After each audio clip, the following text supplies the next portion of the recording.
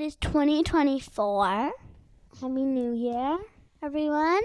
Today my papa is going to talk about Stepchange, and he helps climate startups. Welcome to Climate Papa. This is a show about climate change, technology, and parenthood.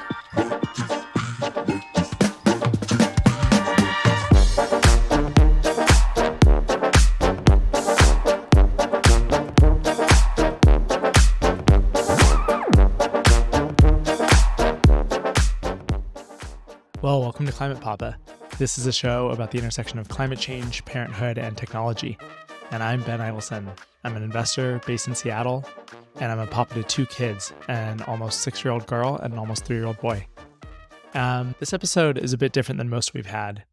As the first episode of the year, I'm going to focus a bit on a personal update. Today, I'm announcing the launch of a new climate venture fund called Stepchange. And I thought I would use this week's episode to share the story of the fund.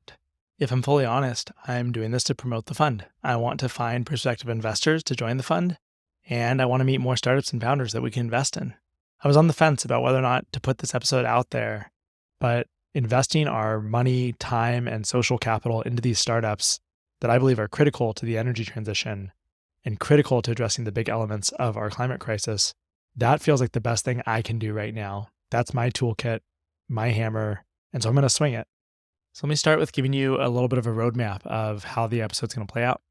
There's 3 main parts. In the first part, myself along with our 2 venture partners, Anai Shah and Arthur Schwab, are going to talk through the fund, how we got here, why we're working on this, and you'll hear from a few of our fund advisors.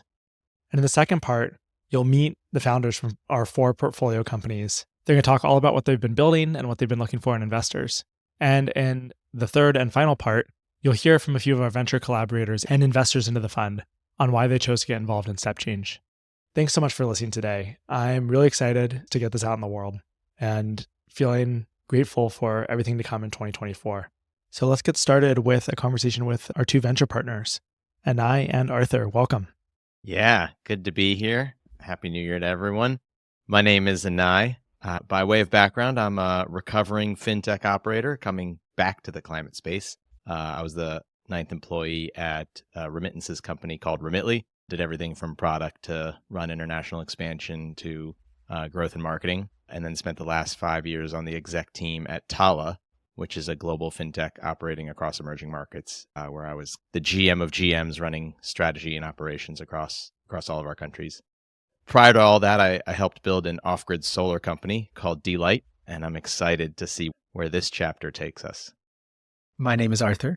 I've been a product operator for almost a decade, and it's ranged from C-stage SaaS startups to Stripe, and currently at Bilberry, a product studio and digital agency. And I particularly love the sort of the entrepreneurial speed and creativity, form of building from 0 to 1. And Ben, this is our 3rd time working together. Full disclosure, we're also brothers-in-law, neighbors.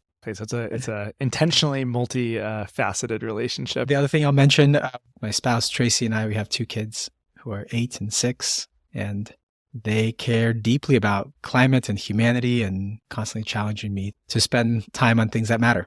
I am also a fellow climate papa. My wife Sheba and I have a wonderful 4-year-old son who's asking lots of questions, and I'm guiding him to the answers that Mother Earth provides us. I am a climate papa as well.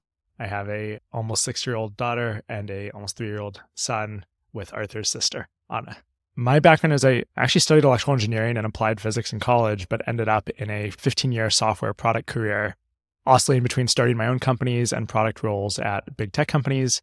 My first startup was acquired by Google in 2010, and I went on to lead messaging products and parts of Google Photos. And then my second startup, of which Arthur and I worked on together, was acquired by Stripe in 2018, where I went on to lead internal tools and parts of our global payment method strategy there. I'm pretty grateful that across the product career, I was able to work on very consumer mobile social products and these B2B infrastructure developer-facing API products. Looking back, that range now I feel gives me a pretty important foundation that I'm hoping to use when we look at all the things we have to do in climate, which ultimately affect both consumers and businesses of all types and shapes. I think this is a great opportunity for us to just gang up on Ben. Just ask him all the tough questions that our listeners maybe want to hear answers to. Starting with, why are you doing this? Why are you starting a venture fund? If you think about all the different ways you could spend your time working on this issue that you care deeply about, why is venture that path? When I got bit by the climate bug, I want to say kind of 2019 through 2021, and really got conviction to leave Stripe in 2022 to work on climate, I thought maybe I should start or join a nonprofit.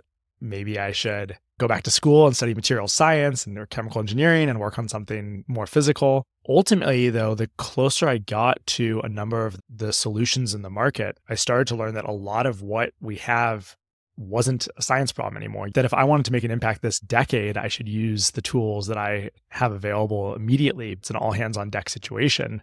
And the tools that I have really start to lend themselves to a venture fund. It was spending time with founders, figuring out how to help them, realizing that I wanted to help a set of them at once, all working on climate with both the product skills, but also the founder experience that I had been through, also the network of venture relationships that I had, the real experience building and shipping software and hiring teams, that I realized that, well, what is the role in which you help a portfolio of early stage founders? Turns out that role starts to look a lot like a venture fund. And then what, did I just do that myself as an angel investor in the way I've been doing it?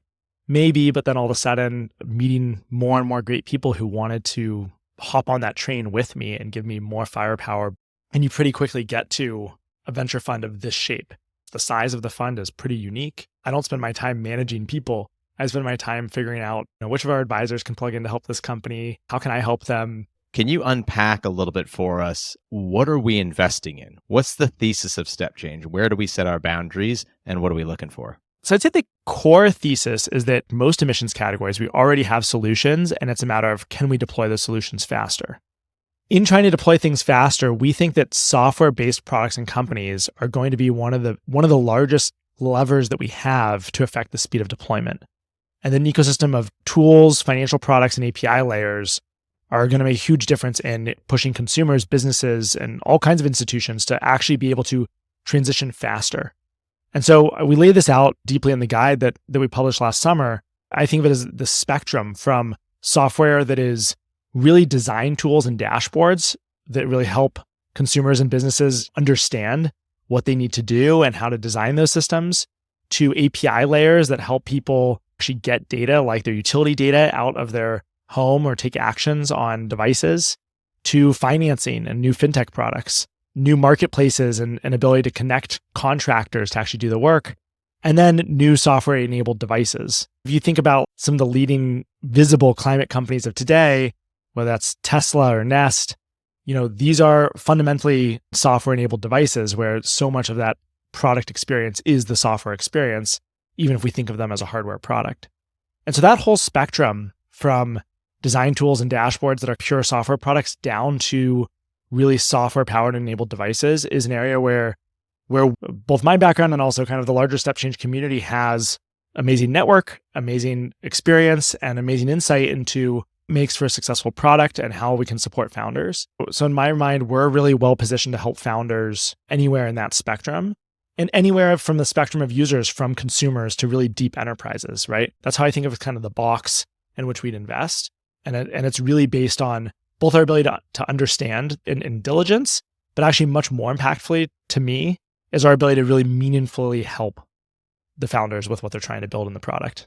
When we're talking about software having impact on deploying solutions, what are we talking about? What have you observed, the pain points, the problems out there, the bottlenecks, where we're looking for the software solution? One great example of this that I think, is in one segment is just looking at single family homes, right? In Seattle alone, we have something like 160,000 to 180,000 single family homes, each of which has work to do to be grading with net zero. To do that work, it's not just about the homeowner. It's also, the city, the county, the state, and the government has to distribute these incentives to the homeowner. Then we have a bunch of contractors that be not enough of them to actually do this work. New electricians, plumbers, etc. And so when you zoom out, you realize that software has a massive role to play in essentially turning that into an effective factory of decarbonization in order to move faster over the next decade. We need more contractors trained up. We need better ability for consumers to find those contractors. We need the ability for all of those folks to access the incentives and financing. We need to help those people decide what set of upgrades to do. And if you think about this today, like the decision whether or not you should get solar on your roof, whether or not you should change your HVAC system and when you should do that, these are big purchases and big decisions. And I don't think there's a trusted software tool out there. That example around just homes starts to apply in a much similar way when you start to look at multifamily apartment buildings. You look at commercial and what small businesses need. You look at transportation and cities are trying to increase the adoption of both EVs, but also e-bikes. And you talk to city leaders and their problem is we have these incentives and we can't get it out in people's hands. That's like a customer acquisition process of which digital products can and should play a massive role. One of the key differentiators of an early stage fund is being in the center of the ecosystem and ensuring that there's the right type of pipeline and deal flow coming towards you. Talk a little bit about how we find the right founders to work with or how they find us and how we support them in this partnership, which goes much beyond writing a check transactionally and much more about a relationship and an ongoing collaboration we have with them. I think one is there are a set of theses that we've developed as we've gone deeper and deeper into the market. So Bayou is an example of this, where after leaving Stripe and being close to Plaid and financial connections and kind of what that did for the fintech ecosystem, I was shocked to discover how hard it was to just access my own utility data via an API and realize how fundamental that is going to be. And so when we met the right company and the right team working on that, an immediate highlight. I also think some of our thoughts around how cities are going to try and decarbonize is an area where we have a number of thesis-driven bets we may make. I think probably the largest set, though, is really network-driven. And I think this is where network isn't just my network or the three of us. It's really the larger advisor network and, frankly, the LP network. And then the third is this growing content brand around Climate Papa and the guide that we wrote that tens of thousands of people have now read. And I think there's now that visibility that says, hey, this is a thought partner in thinking through these ideas. This then gets to, I think, how we like to work with founders when we meet them. And typically there, what we're doing is not jumping straight into a diligence process. It's actually like just working with them. Like many of them are early in kind of developing their pitch or even getting conviction on the product and the problem they're going after. And so a lot of what we tend to do is workshop that with them, right? And spend time helping them hone that and kind of figure out what it is they're doing. And in those iterations, in those reps is where we tend to get our own conviction on not just the idea, but also the founder and also our ability to be helpful to them. The checks that we're intending to invest are these 100 to 200K collaborative checks. It's not ever going to be the majority of their funding round. So it's always a bit more like a specialist skill set around product, around go-to-market, around kind of the team we're bringing into it. I don't view it as our job is to meet companies, pick them, and then occasionally send them an email. These are companies where we want to sink our product teeth into them and spend the time together figuring out the hardest questions, right? And then supporting them in whatever way we can along the way. Actually, I think that's a good one, though, to flip onto both of you. What are you excited to do with these companies? I tend to really lean heavily on relationships. I think there is a necessary emotional quotient that you need. It's a tough journey to build a company from scratch and take on challenging problems. And it can sometimes be a lonely experience. I think part of that is showing up for folks emotionally, opening up doors, making the right connections, and generously tapping into our network. One of the things that I'm excited about is having this very intentional fund with a highly curated and engaged LP base and advisor base is really an opportunity for me and for us to create outsized impact. Really roll up our sleeves and get dirty with the teams because we've all been there in different ways. And we can not only empathize. One thing I've found in leading teams is some of the most important work we can do is identifying where there's leverage and then doing everything in our power to unblock the path forward. And so if we can really understand these businesses and help them identify the leverage and then clear the path, that's where you can create so much impact by accelerating companies' growth. Can you talk a little bit about also the folks that you've brought on, surrounded yourself with, both LPs and advisors, and how that is similar or different from what you've seen in the industry? As soon as I started kind of waving the climate flag a little bit more publicly, just 6 or 7 months ago, really when I put out the guide to the role of software in climate tech, I started reconnecting with a few people around that. Folks that had these really deep, high growth careers in fintech or at Google or leading teams at Meta or Airbnb, and all of them were just intrigued to learn. And some of those people wanted to just spend more and more time. I think that my feelings were not unique. And I was sitting there in 2020, 2021, 2022, struggling with, yes, there's an infinite number of interesting tech problems to build in fintech and now in the fun and crazy lands of AI. But I felt the first time I really felt like a real calling to have to work on something. And I think that a lot of other folks are looking at the situation the same way.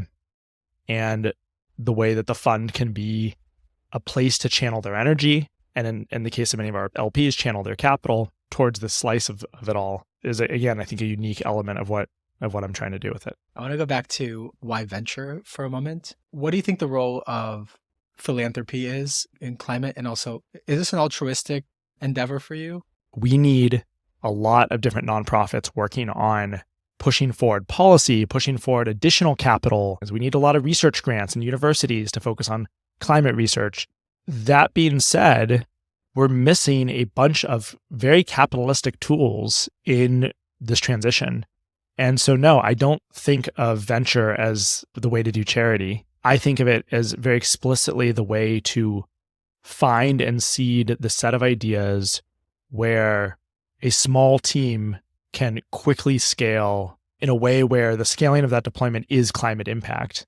And it's a capital efficient way to go and experiment and try things, find what works, and then scale up. To me, this is the best way for those sets of experiments and those sets of problems. And the ones that really work very well can scale very large very quickly. I mean, that's ultimately what I think venture and startups are designed to do. They're designed to quickly pathfind what works and what doesn't work, and then scale very quickly when they do work.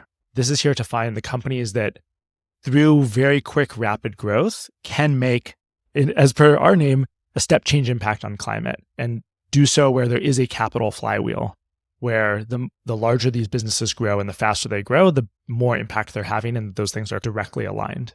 Given that we're going to make this transition, is this a 40-year transition for a lot of this? Is it a 30-year? Is it a 20-year? Is it a 10-year?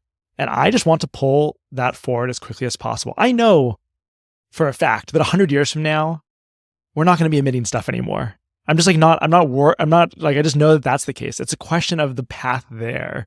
And it's a question of how quickly that is.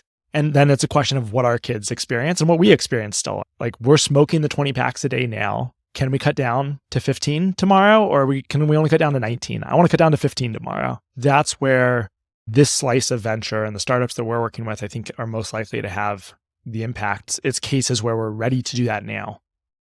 You're structuring the economics of the fund in a bit of a different way. Talk a little bit about how you're structuring the fund.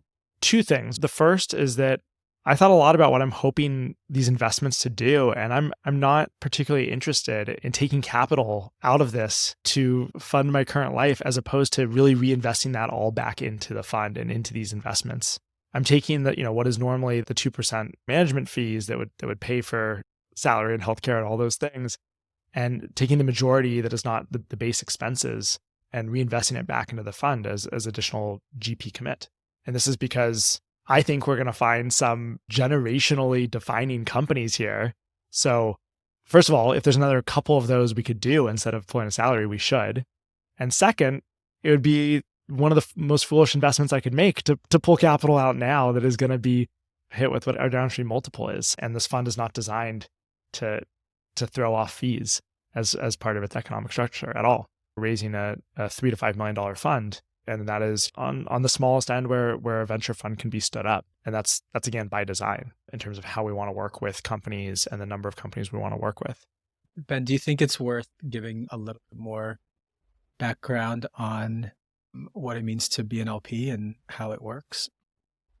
So we have over 30 LPs, ranging from folks that, like Bain, to a lot of other founders and product builders. and engineers and designers at companies, many of them not working in climate today, but are interested in helping those that are, and maybe eventually starting their own or joining climate company downstream. Over a third of those LPs, this is the first fund they've invested in, which to me also speaks to this fund size. It can be a particularly accessible fund in a way where it can be a gateway into venture. And I think give people a kind of portfolio of angel investments where we're going to, over the next 12 to 18 months, find those 20 to 30 companies that we think are making a really big impact in this sphere, and then give them access to that. But also the opportunity of, hey, I want to roll up my sleeves and help this company find their next engineering hire. Or, hey, I would love to hop on a call and give them feedback on their design of their API, right? Or help them with go-to-market strategy on this particular thing. No one, is committing a certain amount of time. But I think for a lot of people, that's actually explicitly exciting to them, right? The thing that gives me pessimism is to say climate change is happening. It's going to happen to me. It's going to happen even more to my kids and perhaps even worse to my grandkids. And there's nothing I can do about it. I am now more convinced than ever since I started diving into this that that's blatantly untrue, that there's a lot I can do about it. And there's a lot I can do at scale, trying to influence things and leverage. And to me, the biggest gift we can give investors into the fund is that same sense, right? That same sense of agency to work on this problem, both put their capital to work on that problem, put us to work on that problem, and to whatever extent they want, put their skill sets, their networks, and resources to work on the problem. It gives people hope, right? To actually have some tools to pick up and swing on this.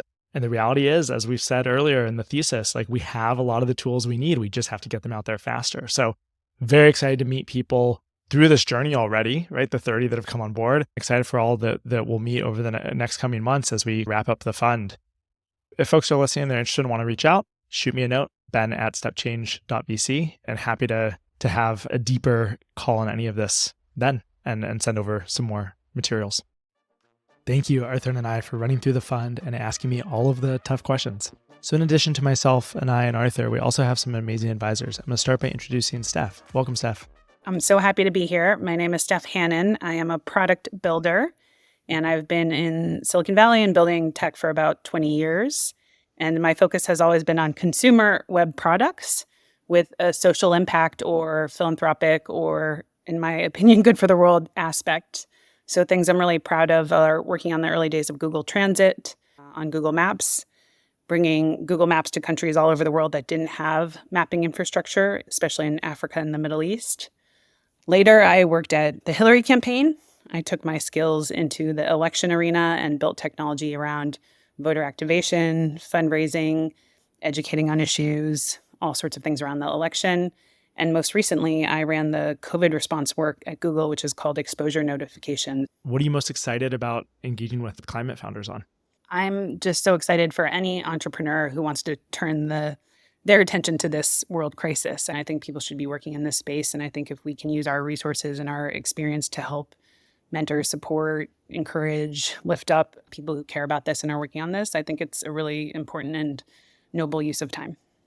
I am wildly excited about an investment we made in It's Electric.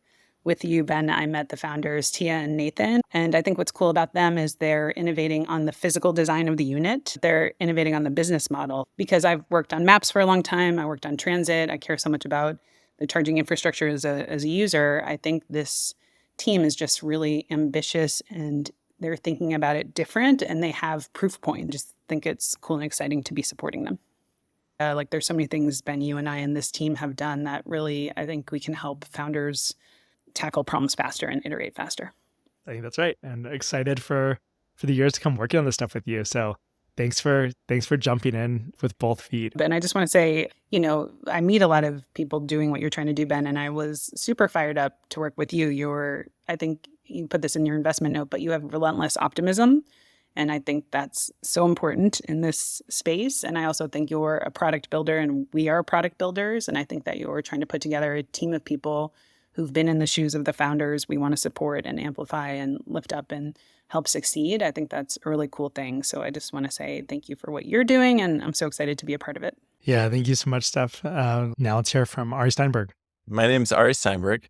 I have worked in the tech industry for almost 20 years now at Facebook and at Airbnb.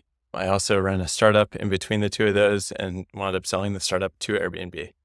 I joined Facebook in 2006. So it was around 100 people in the company. And I think there were a few million users. I was there for almost 7 years.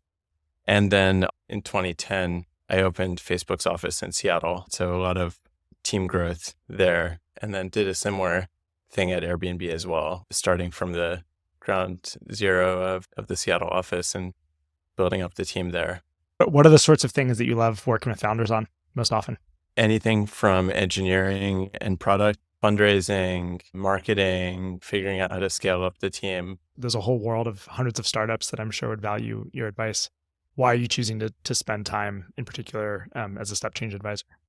To be fair, I don't have a ton of expertise in climate. I am obviously motivated by it for the same reason I think everybody probably is, everybody who's listening is. And you didn't pay me to say this, but having gotten to know you, Ben, I've been really impressed. I feel like I kind of trust your judgment. If a company seems interesting to you, then that implicitly suggests that I'm going to be interested in it in some way.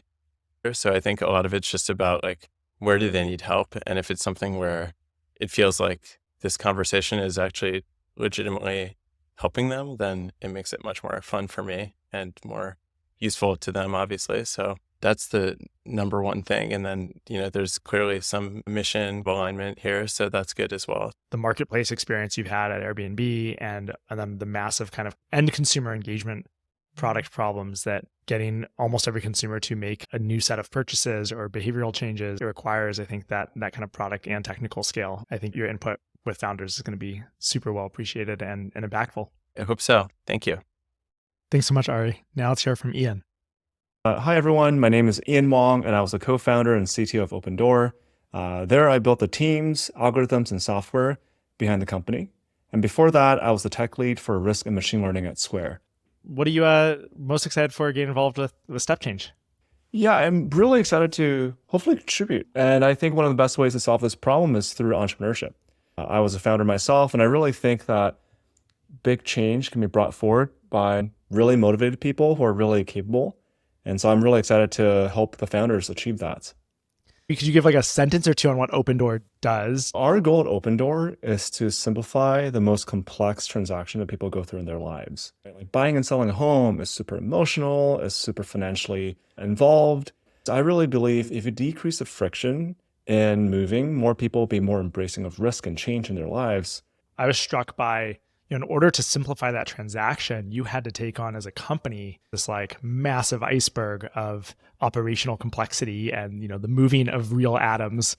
Yeah, and I think this is one area where it might intersect with a lot of climate founders, in that I think this next wave of companies, a lot of them will be going deeper in the societal stack, so to speak. A lot of times, the most impactful things are where bits and atoms cross over.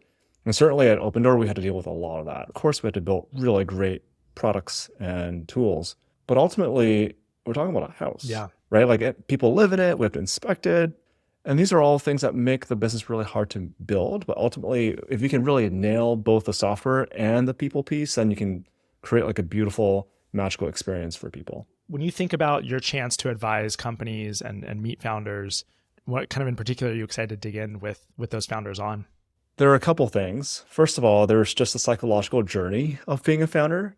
I've gone through this journey, and it was a 9-year journey for me. And starting and scaling a company, it's pretty grueling, to be honest. And so I'd love to be able to just help founders navigate these choppy waters. So that's number one.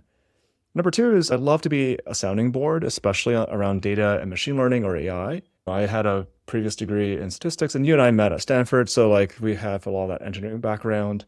So I'm kind of like a geek and love to be able to like nerd out with other founders on technical problems. And the third aspect is business models. It's important ultimately to create sustainable transformation commercially. So it's not a one-trick pony. It's not a thing that is ephemeral and doesn't last. Like we want to be able to build durable generational companies as part of the Stepchange portfolio.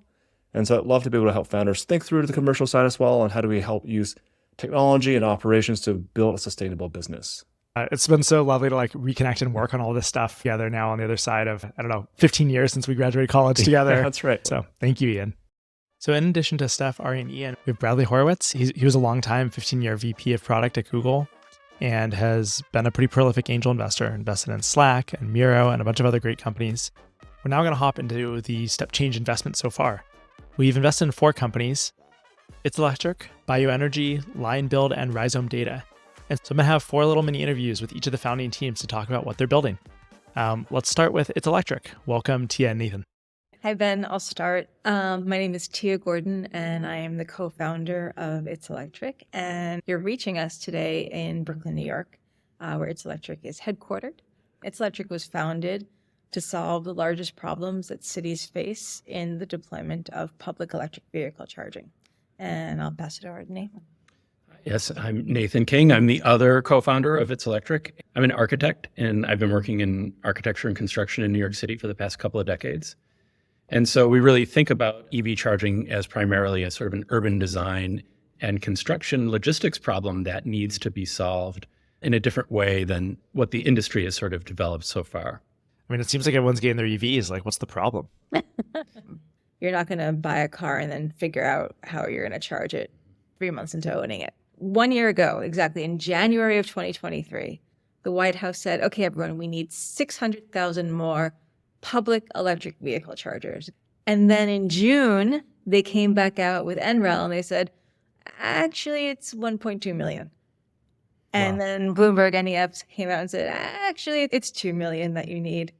So the question is, how do you put out a vast number of electric vehicle chargers in a way that allows for efficiency through speed and through scale? Yeah, we estimate there's about 40 million drivers who park their cars on city streets across the U.S. Let's jump into how you're going to actually do that. Could you say a little bit about what makes your product necessary and different? Most of the EV chargers out there in the world right now look like a gas pump or like a weird, bad, off-brand Blade Runner version of a gas pump. So basically anything that was unnecessary, we took off of it. There's no touchscreens, there's no keypads, there's no credit card swipes. All these things that are also the major fail points, which is why the American consumer has such a big problem with EV charging right now, because they're always broken, because there's so many things that are put on them that just break automatically. And the idea that's really at the core of It's Electric is to have a well-designed charger that plugs into a existing building's electrical supply. As part of that business model, also, we offer the host properties a certain amount of revenue from each EV charger as a way to sort of like lease that spare capacity on their electrical panel. We need 1 to 2 million of these by 2030. And the current pace and the current kind of utility connected setup requires how much time and how much cost per L2 charger? We know time for a factor in a city like New York is 12 to 18 months for an L2 charger. Again, because of that utility connection, right? And so we piloted our technology here in New York City, and we were able to install our chargers in 2 days. And then the entire process was just a question of weeks. So 2 days, to weeks versus 12 to 18 months. And then, the business or consumer whose property that's in front of is now going to make revenue. Correct. While people are happily coming in and charging. At a super high level, It's Electric is electric vehicle charging for cities. We're free to cities, so there's no upfront costs for them. We're free to building owners. There's no obligation to them except to receive this passive income, right? And then because of the way that we install, which is behind the meter, going to existing infrastructure instead of making inner utility connections to those main power lines in those streets, those high voltage power lines in the street, we can deploy with speed and scale. We like to say we can deploy anywhere where there's a building and a curb. And that's exactly what we're setting out to do. And a lot of people are living in cities, and we need a lot of chargers in cities if we're going to pull this off. Could we switch to talk a little bit around how we met? It's Electric is based in New York, but we love LA. So we're out there a lot. We're part of the Los Angeles Clean Tech Incubator. And this one time I had gotten off the stage and there's this really nice guy sitting in the audience and we just started chatting. And he said, I'd love you to meet this guy, Ben. I think that you guys would hit it off. And I said, great, I'd absolutely love that. And then we had a great first conversation. But then you vetted me. And normally that's a normal part of the process. And the person that you paired me with was one of your advisors, Stephanie Hannon. And I was really nervous because you read her bio online and you're just like, oh, God. She was, basically Hillary Rodham Clinton's CTO. And so Stephanie was really gracious. And I was in LA again for like a day or two. So she said, let's make this in person. I was incredibly nervous. I didn't know if I won her over, but I knew that You did. she was, I knew that she was someone that I wanted to be friends with. And I use that term in an adult way, not in a childlike way, to say that in the world that we're building at It's Electric, you meet a lot of different potential investors. And you know right away who you want in your tribe. And she and you were the people that we wanted in our tribe because they're the people that you actually want to have conversations with, that you're comfortable with, that you can really talk through details and product and market and everything else that a founder has to talk about, but in a way that you can be honest. So when I met Stephanie and I knew that she was part and parcel of Stepchange, it really kind of just hammered it home that we wanted to be part of this group. We're lucky to have her and lucky to have met you when we did. Zooming forward, the goal is like, let's get hundreds of chargers out this year. Yes. In the cities you have partnerships with, which so far is... Chargers are in the ground in Brooklyn and Detroit, and we have 6 other cities in the pipeline for 2024. We are 5 strong here in New York City. Just made our first hire on the ground in Detroit. We are raising our seed round, and we have a lot of other announcements in terms of sponsorships and partnerships, which will also be coming out this year. Amazing. Well, thank you so much. I was messaging with Steph when we were kind of in that last, 48 hours of just like making the final decision here. And I ended the message just like, how many chances do you get to replace our gas delivery infrastructure? Yeah. Like, like in a fundamental new way, right? Like the economics are changing, the hardware is changing, just the whole design. And she replied like, few. And I was like, yeah, let's go. It's such a massive way that our whole world runs. To get to rebuild it with the two of you and the team that you build out is such a gift and opportunity. So very excited. I really love that statement, Ben. Now you've inspired me to kind of, even bigger energy for 2024 just from that. Thank you, Tia and Nathan. And next up, we have James from Bayou Energy. Welcome, James. Yeah. Hey, Ben. Thanks for having me. So Bayou is a clean energy software company. And fundamentally, what we do is provide an API that lets software engineers get their customers' utility data instantly. Just a bit about me. As the name of the company maybe suggests, I'm born and raised in New Orleans. Started my career in oil and gas for about a year before jumping over to General Tech, where I worked at a company called RealWear. We made wearable computers and software for industrial workers. So I was an early employee and product person there. Right around when COVID started, I was just looking at what I wanted to do next and very quickly gravitated towards climate, and clean energy is the thing for me. And so at Bayou, we're trying to get more people working on the problem and building a true platform that kind of enables anyone to build a clean energy company, starting with utility data access. How did you land on that as the problem? Number one, as we talked to founders, this foundational need for utility data was just really, really fundamental to a lot of other things we explored and wanted to build, and they wanted to build on top of it. There's still this gap around a great developer experience and instant data access. One thing that really stuck out to me when we first met is around the time I was leaving Stripe, and I just saw this immediate parallel to what we'd seen in fintech with banking APIs, where we saw Plaid and then eventually Stripe Financial Connections and others really not just be like a product, but really like a underlying fundamental infrastructure layer that enables a bunch of downstream things. Like you cannot build a budgeting app if you don't have someone's bank data. You cannot build a really nice money movement experience and onboarding into Venmo or Robinhood or a million different other services if you can't, in a couple clicks, get a consumer, from point A to point B. And as soon as we look at this whole ecosystem around utility data, we were just kind of back in like 2009 fintech, where like there was just no great experience for developers, no great experience for consumers. It just needs to be one click. It needs to be simple. And we need good APIs and infrastructure for developers leaving, big tech, Stripe, Plaid, Microsoft, Amazon, you name it. People are pouring into climate and they demand good software infrastructure, and so do the customers.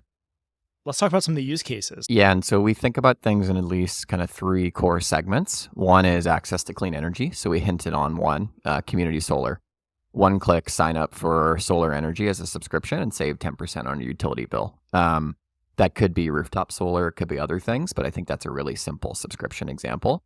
to figure out how much energy a person uses and therefore how much solar they need. The second segment, electrification. So swapping out your appliances and your car with kind of electric equivalents. You need it up front to size things from a sales and marketing perspective, and you need it on an ongoing basis as well. And the third one is what we call energy use optimization. Let's say you have a heat pump or an EV kind of sitting around, and great, it's saving you money and it's a better solution and you're very comfortable. What you could do is charge that EV when times are cheaper and not when they're so expensive, like when you get home, and you could save more money on your utility bill and further enhance that value proposition. So basically, like, sitting in your utility account is all of this information about ultimately what's going on in your home now. What is our belief in terms of the kind of numbers and stats we project?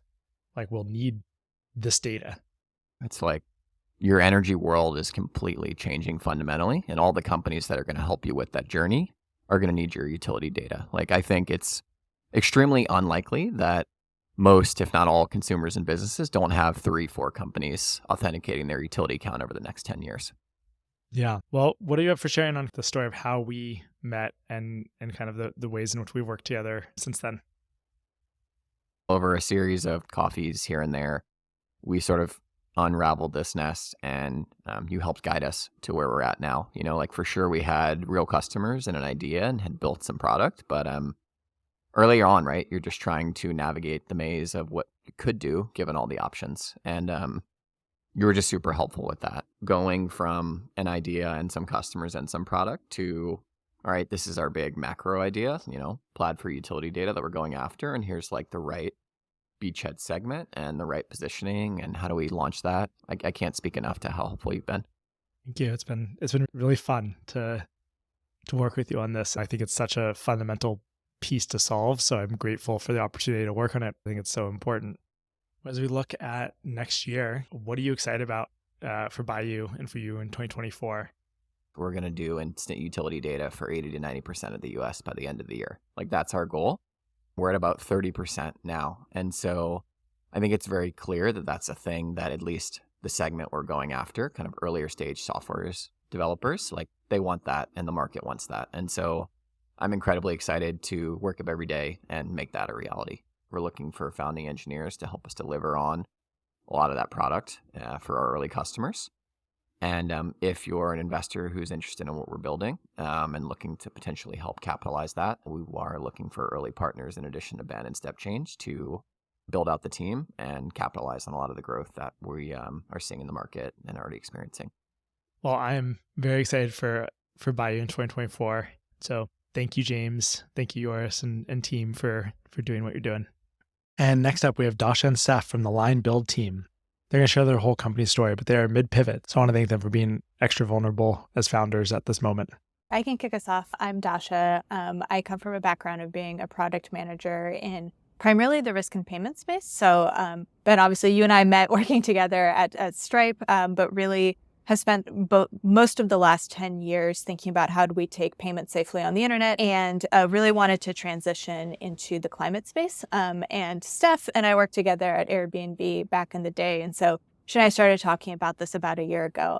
I'm Steph. I have also always worked in the risk and payment space. When I met Dasha, I was leading monetary risk at Airbnb. And since then, I've worked at a couple of companies doing something similar. What yanked you out of that into this world of climate? As someone who was paid to think about risk all day, every day, if you kind of take a step back and think about the biggest risks that we're facing, certainly climate is probably at the top of the list. And so feeling that there were ways that I wanted to work more directly on it was really what motivated me. Climate change and climate risk is something that I had been passionate about in my personal life, and over time realized that there was something I wanted to focus on in my professional life. Where did you go from there, right, with all the kind of background and skill sets that you had coming into it? Steph and I are both kind of data-driven people, so we pulled out the pie chart of emissions and basically started to say, okay, well, where is there a lot of juice to squeeze? Mm-hmm. We're not hardware folks. We're not kind of the deep tech going to decarbonize cement, but we are really good at thinking about things like systems at scale or deploying or financial instruments and things like that, which landed us pretty quickly into the buildings and built environment space because, one, huge share of global energy consumption.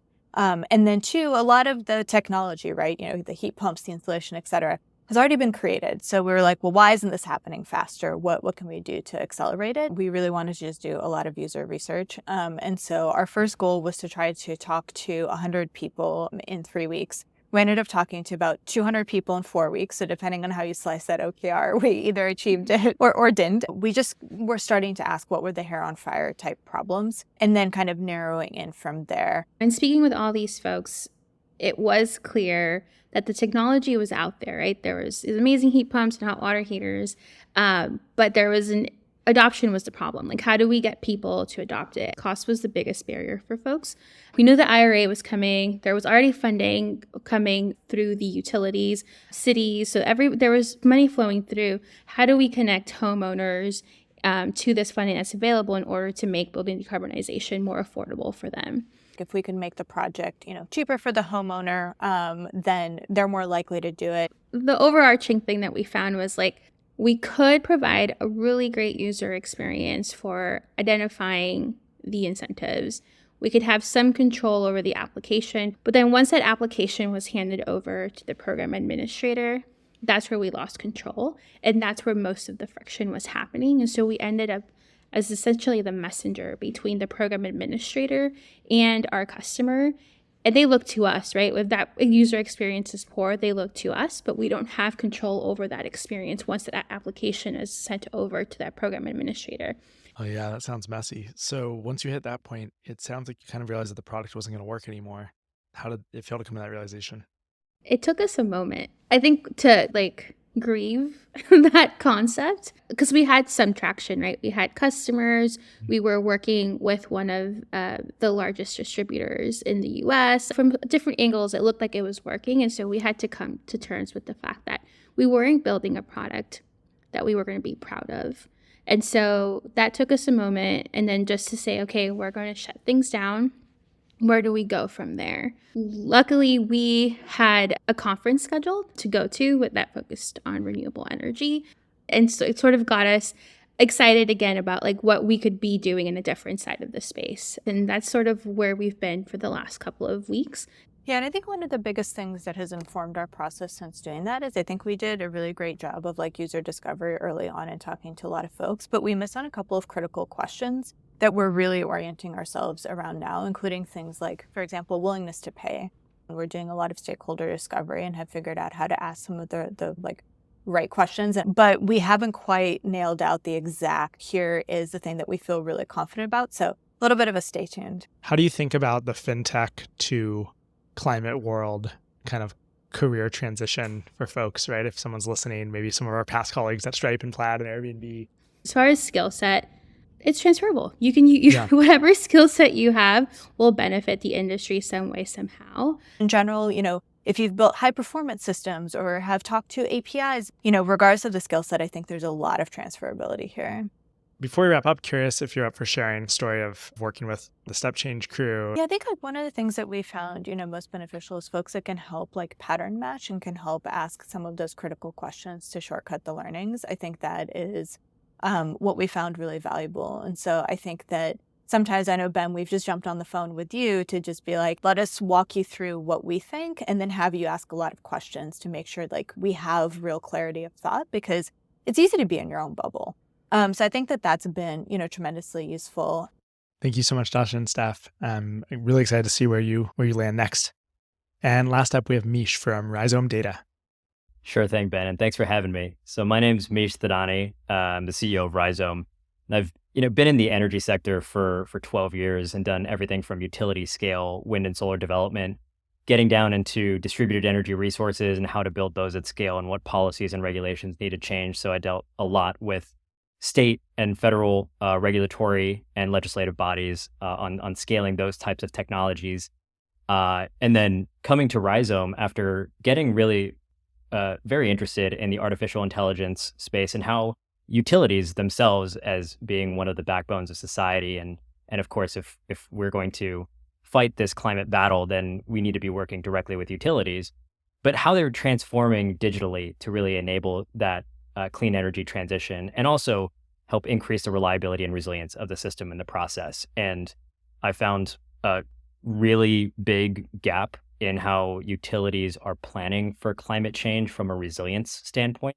That is, as extreme weather events are getting more frequent and severe, everything from wildfires to winter storms to hurricanes and tropical storms, utilities are getting, and their system is getting more and more risky to operate and is having much more consequence for their customers, many of whom are vulnerable and actually experience real health and safety issues from these extreme weather events. And so I came across an idea for a platform, and independently, my co-founder, Rahul, simultaneously was thinking along the same lines on how to really leverage climate data in combination with other types of data sets like utility data sets and vegetation, topography, to really consolidate all that information together and bring forth some models that can autonomously quantify risk over the long term on utility assets and really help them plan for the future of extreme weather and making sure that they can withstand those events when they occur.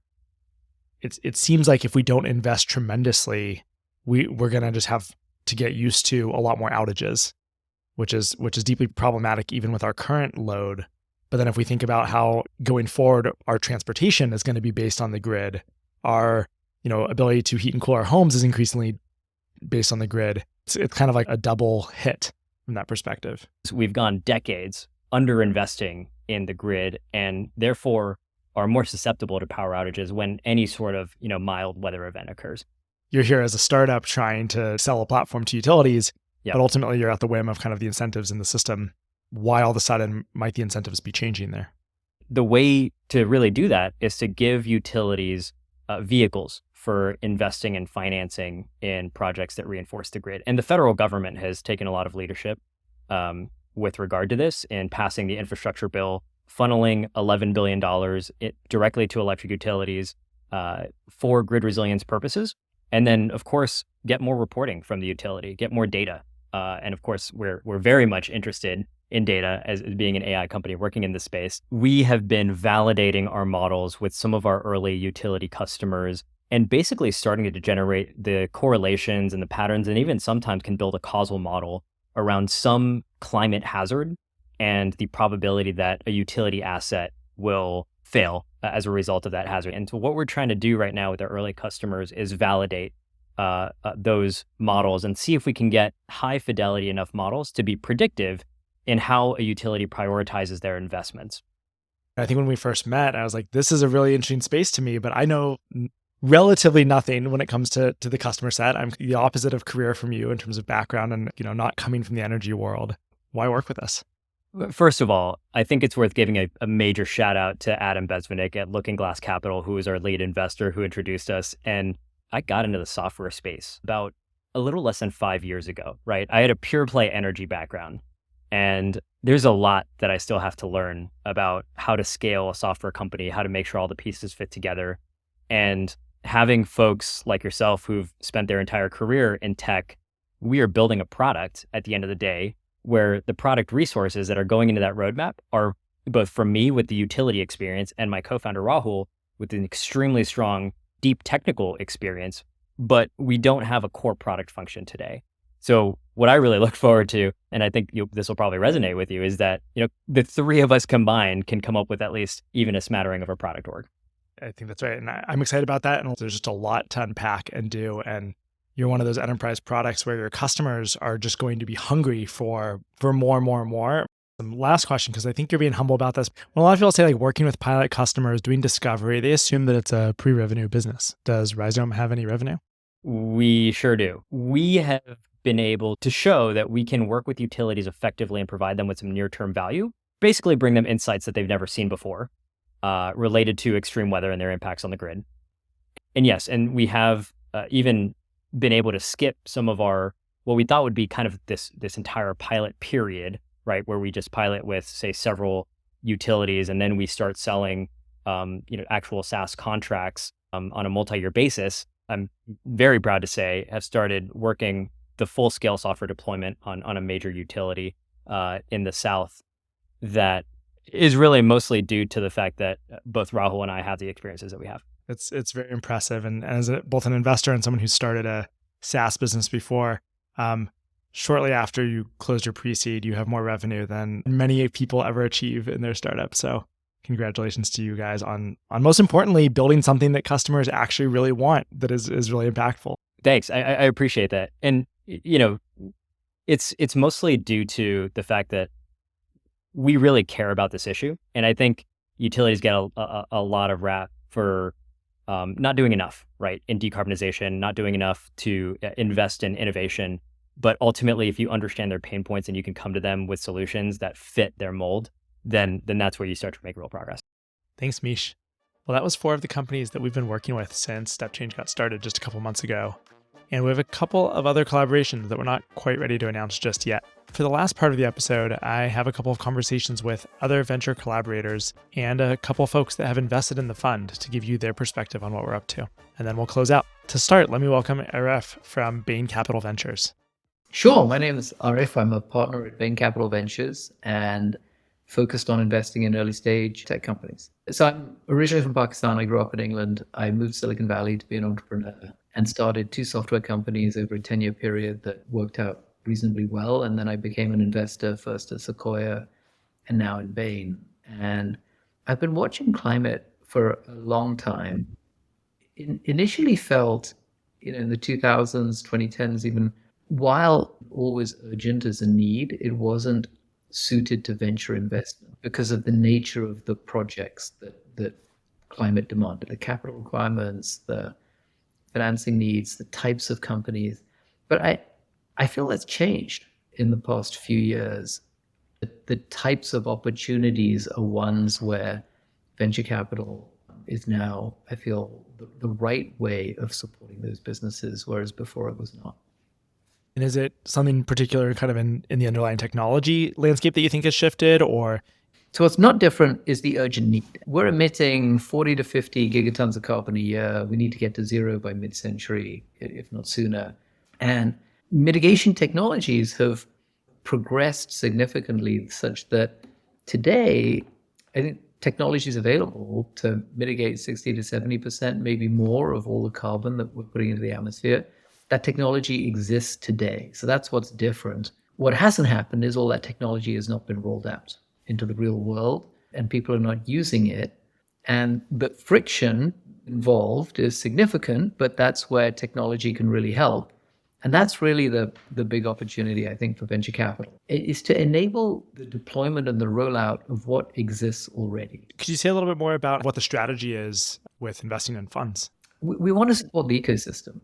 One of the ways that we seek to do that is by supporting like-minded people who share our perspectives on markets by trying to empower them by being an anchor LP as they start their initial first small fund. We look for talented either individuals or partnerships looking to deploy small amounts of capital. We invest in those funds and we look to work closely with those managers. And that was a context in which we came across Stepchange, where we really felt a strong affinity for you, Ben, in terms of, well, just on so many levels, in terms of your thesis, the way that you approach things, the way you think about things. The fact that you're full-time committed to this is not some extracurricular activity that's primarily to brag at cocktail parties. It's a real thing that you're doing. And that's why partly why we're so thrilled to be able to support you and hope that we'll get to team up on things. Maybe to end on, what do you think of as Bain's potential superpowers, and in particular kind of in the large realm of climate related? Yeah, our superpower is really connecting new technologies and imaginative founders with the real economy and with traditional industry. And that is very relevant to climate. A lot of what climate is about is doing just that. New approaches, new ideas, new technologies, but connecting that with the real economy that we live in. And that is our superpower. Yeah, that's huge. I'm really excited to work with you and work with everyone at Bain, in that capacity and helping the companies we find to do exactly that. We're thrilled as well and very excited for the future of Stepchange and grateful to be able to partner with you as a thought partner and as a co-investor. Thank you, RF. And now I'd like to welcome Julie from Pioneer Square Labs up here in Seattle. I'm Julie Sandler. I'm one of the managing directors at Pioneer Square Labs and a co-founding general partner at PSL Ventures. As you can tell, we are two things here at PSL. We're both a startup studio as well as a pre-seed and seed stage focused venture fund. Most of our investments have touched themes of software, AI, even digital at large. As new themes and opportunities emerge in the landscape, being able to get smart quickly to be able to make an informed investment is also an existential need of ours. And part of that, comes down to meeting great people who have depth of experience, expertise, and savvy in emerging sectors, whether we co-invest with them, whether we work with them in an advisory capacity. And I think climate over the course of the past year has been not only a great example of that, but Ben Idelson and Stepchange have been, top of my list as far as individuals and organizations that I want to connect with when looking at new opportunities in this ever-changing and exciting area. Tactically, how do you think about how we collaborate in an ideal world and the types of things you hope we get to do together over the next couple of years? I am so excited and grateful for the birth of Stepchange, both in this region and in the world in general. From, a personal mission perspective, I'm always thinking about the founder. How can I best serve the founder, whether I'm formally involved in the company as a board member, as an investor, as an advisor, or even just meeting with somebody who's looking for great people and resources to bring around their table. The list of superstars in climate in this region, and I would argue in general, is very short. And you have been, at the top of my list for that for a long time now. So just out of pure service to the next generation of founders, having Stepchange in the world, doing what you're doing is just a gift at the best possible moment, given all the opportunity at this moment of inflection across different domains that touch themes in climate tech. How long have you been operating as an investor? Almost 13 years. Almost 13 years. Yeah. Okay. And I've been, full-time investor in this dimension on the order of 5 months. I find your questions and thoughtfulness and just way of engaging with founders to be something I'm learning a lot from. So I'm really excited to keep learning from you and the folks at PSL. And it's just incredible to sit on the same side of the table with you and looking at new companies and supporting our existing portfolio companies that touch upon themes in climate tech. I hope so much that we will get the chance to continue to not only look at opportunities together, but actively co-invest together. One of the things that I've loved about looking at companies with you is how you as an investor are able to look at an opportunity holistically. Of course, you are brilliant at analyzing a market and understanding the role that a company can play therein. But what I particularly appreciate about you is the fact that you're able to connect with a founder, build relationship with that person, but also have a great take on how that founder might operate over the first couple of years from what they're savvy about and the unknowns they're not yet aware of. You look at an opportunity in a people-oriented way too. And I appreciate that, especially knowing how quickly this landscape is changing and how nimble so many of these founders will have to be to adapt. You are, I think, people-oriented just as a human being in your ethos and how you approach relationships. And you make me so much smarter in assessing talent in a sector where I'm very much riding a learning curve. So it's been just a joy and a learning opportunity for me to see how you approach those very moments as an investor. our happiness at work is not just what we're working on, but actually is more like who we're working with and how we're working with them. And so finding the founders that we get to work with in that capacity, I think is such a joy. And then finding the co-investors that we might get to work with in that capacity is such a joy. So thank you for being a big bright spot there. And I'm hoping we get to spend a lot of time together this year. I am so looking forward to it. And I will tell you, every time I introduce a founder to you and or Arthur, to Stepchange in general, you all make me look so good for having made that introduction. And it always feels fabulous to hear from founders following on a meeting with you, just how grateful they are to have the chance to connect with you, irrespective of where that actual Where it investment goes. And likewise, the reverse is very much true. So thank you so much, Julie. And for our very last guest, we have a dear friend and LP on the fund. Welcome, Mark. My name is Mark Bridge. I am the founder and CEO of At Present. We are an online discovery platform for the world's best jewelry. You can think about it as Etsy meets Barney's. I am a friend of Ben's. I am delighted to be an investor in the fund. And Ben has been a champion and supporter and advisor of me, both personally and professionally, for a long time. How did you go about deciding to found a company? I have spent my life in the jewelry business. I spent the first 35 years in a 5-generation family legacy retail business, and decided to leave that business instead of take it over about 5 years ago, and decided to start something of my own. And I knew the industry extraordinarily well, but I knew nothing about startups. I knew next to nothing about technology. Have had to learn along the way.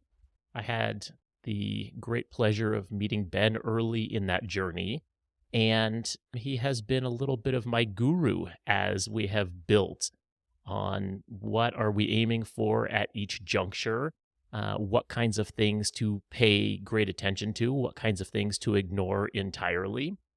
And Ben has sort of been my coach and my champion and my butt kicker along the way. Other than maybe Anna and a couple of people, really involved in the internals of the fund, you've probably been the closest to seeing my journey and seeing my transition into climate and seeing the standing up of both the Climate Papa and angel investing and now the fund. What's been your perspective on all of that? My wife, Julia, and I talk often about the short list of people who we would support unequivocally in whatever it is that they are doing, because we just have such deep belief in the way in which they operate in the world. And you are unquestionably on that list. You invest in things if you think that they have a potential for, sustained competitive return over time. You invest in the kinds of things that you want to see in the world, and you invest in the people that you want to be successful. And so, there is a part of our portfolio that we think about as sort of the risk capital portion. And so certainly for us, it was a no-brainer to invest in you. And then it made so much sense what it is that you're working on, because it's just so consistent with the things that you are thinking about individually, the things that you are thinking about professionally, and the things that you're thinking about globally. It just makes so much sense as something that has the opportunity to get outsized returns. Investing in software in what I'm convinced is going to be one of the top, 2 or 3 market spaces in the world over the next 50 years makes an enormous amount of sense. I know that transformation is going to take place, and I have a high degree of confidence that software is going to be key to it, and software is the greatest business model that has ever been developed. That seems like a natural combination for in what part of the world do you expect to see outsized returns from what kind of business? All right, that makes sense to me. Have you always kind of had this risk capital bucket in your investing? In my personal portfolio, the majority of my assets are in very large legacy public equities, and there's very little in the middle. Either something is there because you want to have confidence that if the world blows up tomorrow, you will still be able to send your kids to college, or that when something hits, it's going to be, a material increase of value. It's just really hard to do anything unique, within the universe of public markets. Whereas in this more fluid, more opaque, we actually do have the capacity to bring things into the world. And you can make a decision on a daily basis. Do I want this thing to have the capacity to succeed or not? And so there are levers to your ability to have impact. That's how I think about impact investing. We can choose the sorts of entrepreneurs who we want to bet on. Yeah. We can choose the sort of solutions that they are working on. I don't have to go out and make some conviction that on the margin, I'm sure this is making a difference. Right? You know that it's making a difference. Yeah. I wrote a check so that somebody could quit their job at big tech company and tackle this really important problem. That is meaningful. That is a marginal change that you can put your finger on. That, I don't know, that's sort of the step change. Yep. Right? It's another reason why I'm so excited about you doing this and seeing the whole cohort of people who are making this transition. When you think about climate outside of the investing, just like where's your psychology been over the last few years when it comes to climate change? So I think that historically, my two paths were either depression or denial. And neither of those are productive, and neither of those are satisfactory very long term. But otherwise, it just gets very bleak very quickly. And so one of the things that's so encouraging about all of the work that's happening in the space and the work that hopefully the fund will enable is there are ways to tackle these problems that don't involve closing your eyes and wishing for a different reality, that acknowledge, okay, this is where we are, and that's the starting point. And I think rather than spending a lot of time in shame and recrimination on how did we get here and what, degrees of irresponsibility have led to this, we take the present as the starting point and we go from there. I think that you are uniquely positioned to do this. I will speak for myself in saying that the entrepreneurs that have the opportunity to work with you will be enormously blessed by an extraordinarily high level of both, emotional and intellectual intelligence on your part. There are people that you are happy to have on your cap table, and there are people that you should run to have on your cap table, and you are decidedly in the latter category. So I think that is an advantage both for the fund and for the entrepreneurs that you will work for going forward. So delighted to be a part of this and so excited to see how it develops and the world and the tribe that comes from it, because I think that great things will manifest thereof. Thank you. Grateful for you. Thank you. Well, that's a wrap on episode 16 of Climate Papa, the step change episode. In thinking about this, getting a fund off the ground, it's not like getting a startup off the ground, in that you don't have that same existential product market fit level challenge. But I've been surprised how much it is more like that than not. And it's definitely the thing I've been waking up in the morning thinking about and going to bed thinking about, not just this launch week, but also the kind of months leading up to this. I do think we're onto something here. And putting this together over the last week and having these conversations really has given me a boost. It's reminded me that I'm not the only one who thinks that we're onto something here, but just the amazing people that kind of hitched onto the ride. And most significantly, the founders who we're building this relationship with for a decade plus. It's really meaningful.